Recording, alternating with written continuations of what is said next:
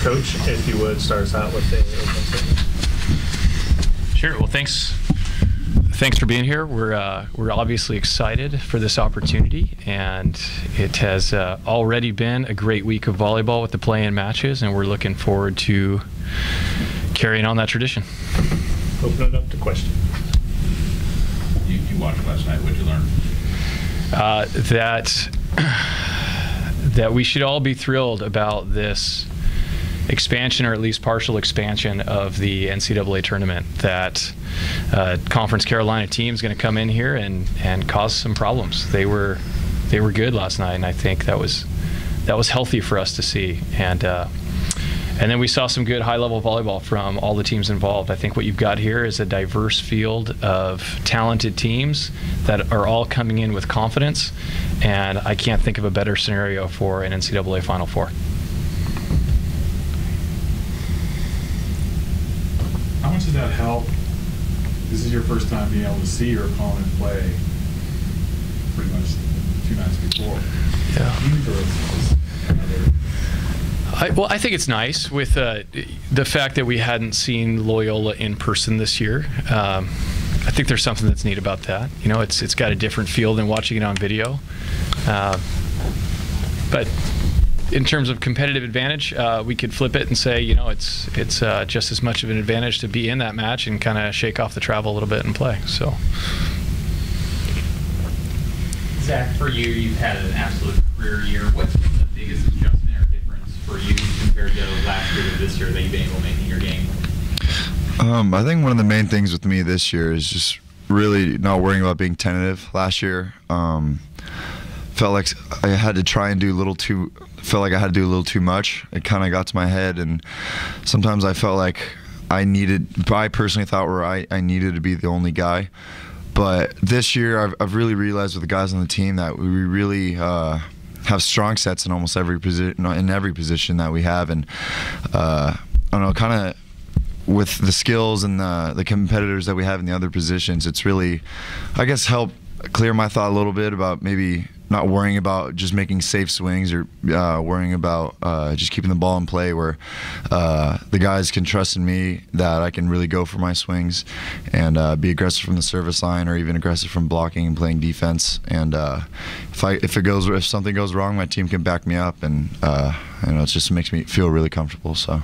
Now this summer you got a little bit of experience playing on Team USA in an international tournament. Did that experience help you at all ready for the season? Yeah, it really did. I mean, I've gotten very little international experience, actually none completely before that. So be able to come in there over the summertime and even just try out with those guys. The caliber of volleyball with even the tryout was amazing, and I felt like my game increased so much, even though I think it was just 2 weeks of trying out. And then obviously going over to Tijuana to play, being able to be a captain of a team like that with some of the players. I mean, you had All-Americans on that team, you had Player of the Years as well, and being able to be named captain, kind of, I don't know, it was surprising to me at first, and then it kind of helped me notice that, okay, maybe I can be a good player, I'm a lot better than I sometimes think I am.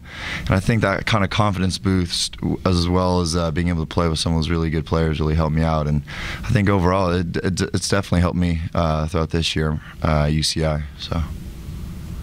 Jason, I mean, they're a good team. We got to come out prepared. We haven't been able to play them this year, but we played them last year at the very beginning of the year and haven't played them since. But I mean, they're here now because of the success they've had, and they won the national championship because of the success they had throughout the year. And so, you know, we got to come out playing our best volleyball in order to beat them.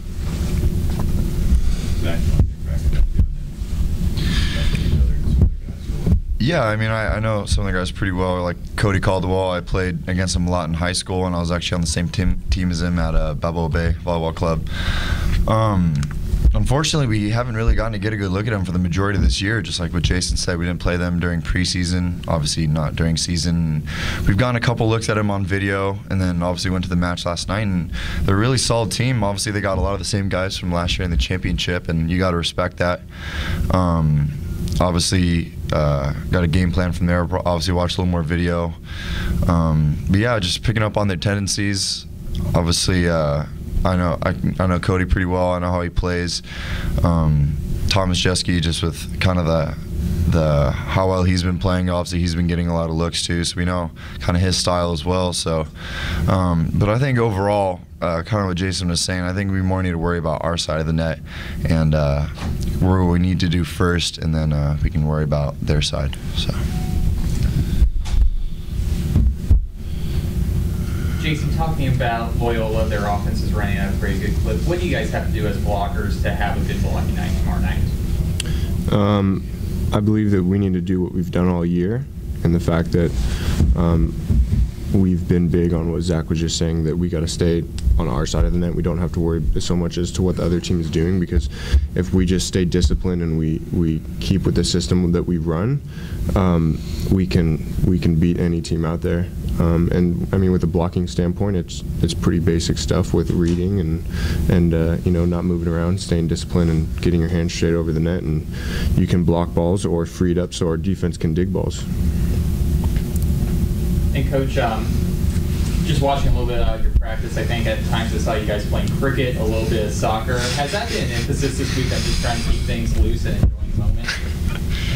I think that's what this whole experience has been about for us, is not just enjoying the moment. I don't want to take this lightly in the sense that, you know, we've got a bunch of competitors on the team, but you know, it's learning, I think, for these guys to transcend the championship moment and take this into every day, where you figure out that work is going to be a grind, and, you know, raising a family someday for these guys is going to be a grind, and it doesn't mean that you don't get to just enjoy those moments and figure out ways to want all these great things and strive for all these great things in life, and not at the same time, you know, step back for a second and kick the soccer ball around a little bit. You know, that's just part of the deal. And so, yeah, we've been that all year, so I don't see any reason to change that now. Could you assess the other match? Sure. You had that other match, you have Penn State with all eyes on Aaron Russell.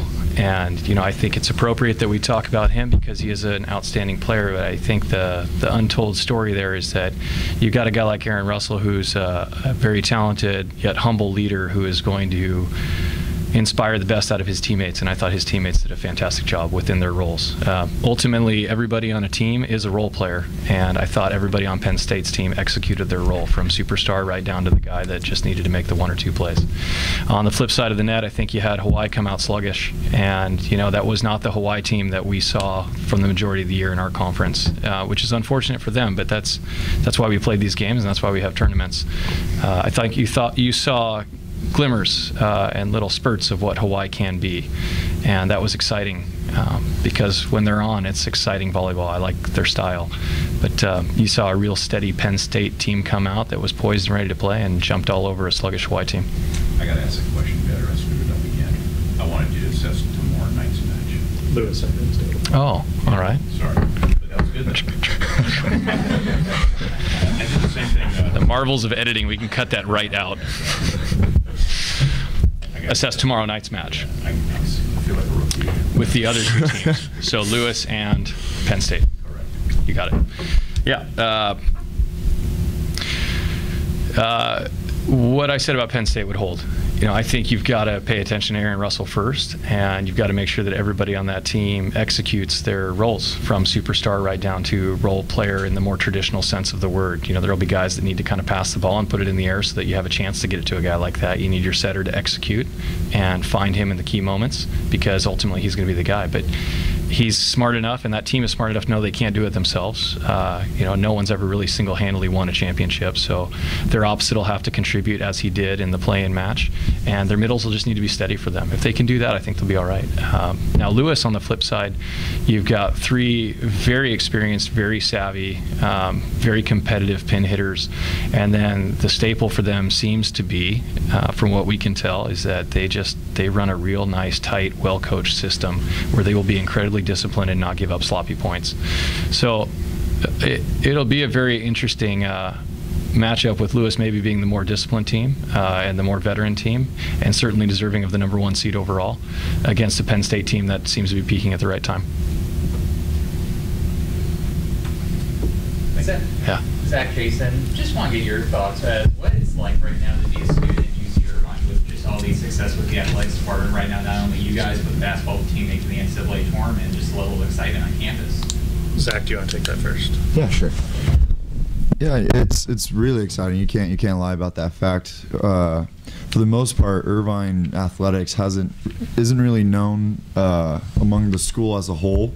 It's obviously being a new university and stuff. It's kind of difficult to really push for the athletics to be well known. But like we said, the basketball team and obviously the successes we've had, and even you look at the baseball team as well, and even the girls water polo who's at the NCAA tournament too. It's really exciting just to be a part of that and helping the athletic community kind of be more well known throughout the school and even around the area of Irvine too. You even see people that aren't even affiliated with the university always coming up to you, say you're at a restaurant or some store near the campus, and they're always coming up and congratulating you on this and that, and it's really special.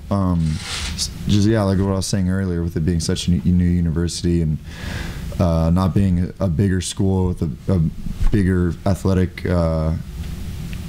group that's not maybe getting the same amount of funding that we are and stuff. So see a program like this, an athletic group like us, it has to have the more blue collar mentality and really have to grind it out and see the successes of what we've had to work for is really special. Jason. It's really cool. Like what he's saying, we're not necessarily known throughout the whole university yet. You can walk around campus and you're in the athletic department, or you're around in that area, or even at volleyball matches. Like I think against USC we had close to 3,000 people there, and at that point you're like, wow, like this is big time. And then you go to the cafeteria, and you might not get anybody saying anything, or people might not know, or oh, isn't the volleyball team pretty good, or comments like that.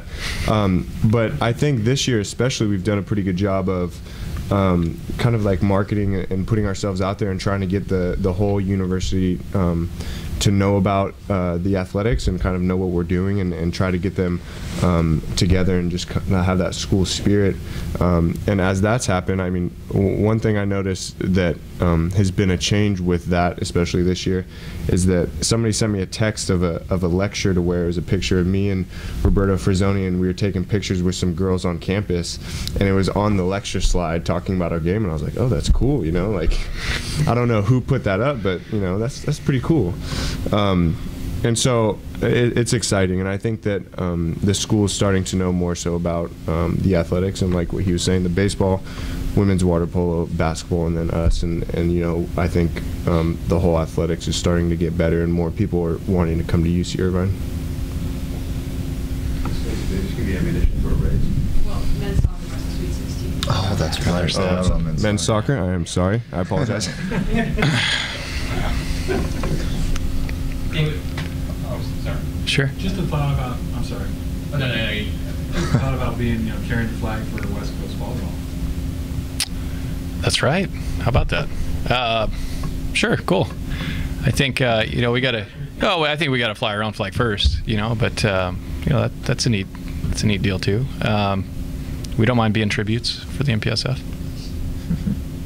David, final question from me. A lot of was made from the Uber volleyball fans about your coach's poll ballot at the beginning of the season when you were the only coach that wasn't voting Loyola #1. And just want to take you back to January, February. Was it something that you were seeing from Loyola that didn't have you go #1, or was it just the good level of volleyball in the MPSF that made you put it everything #1? That's a great question. That poll is, as I understand it anyway, an opinion poll. And when I signed on for that, I wanted to get as much clarity as I could. I have perspective, and I have my viewpoint, and so I offer that out with my very limited understanding of what's going on around the country. And a lot of times, I see what I see first, and I see what I see as most tangible, and that's what's closest. I do really believe that overall, we were playing as a conference. As I was looking around, I had a hard time believing the level of volleyball that was being played night in and night out by some of those teams could have been better anywhere else. But certainly we've got a great field of teams, and I think anybody that fits into that top 10 is pretty competitive. I don't know that any of the coaches are really looking into too much if they're 1 through 10. This is where everybody wants to be at the end of the year, and everything leading up to that is just kind of fun discussion points. Any further questions? Great. Thanks, guys. Thank you. Thank you. Thank you.